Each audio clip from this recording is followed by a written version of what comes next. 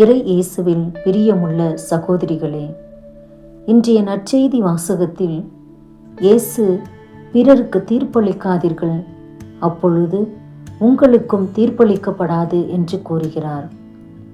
இந்த இறை வார்த்தை வெறுமனே பிறரை விமர்சிக்க வேண்டாம் என்று மட்டும் சொல்லவில்லை.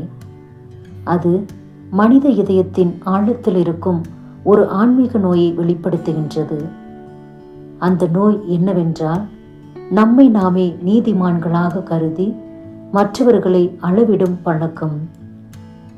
பிறரின் தவறுகள் நம் கண்களுக்கு மிக தெளிவாக தெரிகின்றன.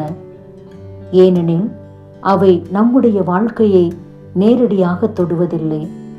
ஆனால் நம் சொந்த குறைகளான அகந்தை, சுயநலம், பொறாமை, மன்னிக்காத மனம் போன்றவை நம் இதயத்தில் ஆழமாக வேரூன்றி இருப்பதால் அவற்றை நாம் காண விரும்புவதில்லை.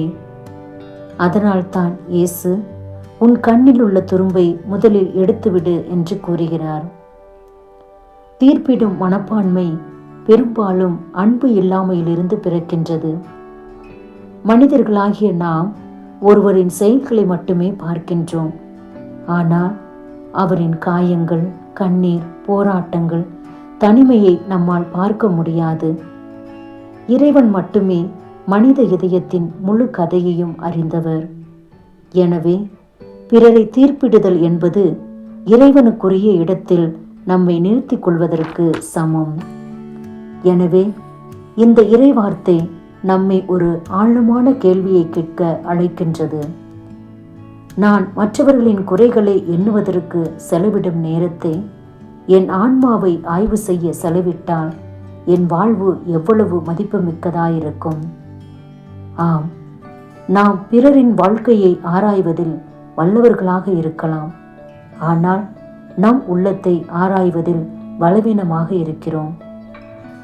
உண்மையான புனிதம் என்பது மற்றவர்களின் குறைகளை சுட்டி காட்டுவதில் இல்லை, மாறாக இறைவனின் ஒளியில் நம்மை நாமே பார்க்க துணிவு கொள்வதில் தான் இருக்கின்றது. இயேசு தன்னை சிலுவையில் அறைந்தவர்களையும் அவமதித்தவர்களையும் பார்த்து தீர்ப்பிடவில்லை.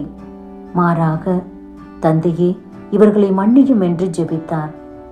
அதுவே கிறிஸ்தவ அன்பின் உச்சம்.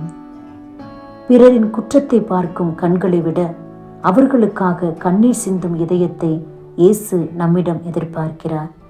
எனவே இத்தகைய இதயம் வேண்டி இறைவனிடம் ஜெபிப்போமா? அன்பின் இறைவா, பிறரின் குறைகளை பார்க்கும் கண்களை விட என் இதயத்தை பார்க்கும் அருளை எனக்கு தாரும். தீர்ப்பிடும் மனதை அகற்றி இரக்கமுள்ள இதயத்தை உருவாக்கும். நான் சந்திக்கும் ஒவ்வொருவரையும் உமது பார்வையால் காணவும் அவர்களை அன்புடன் ஏற்றுக்கொள்ளவும் அருள் புரியும். ஆமேன்.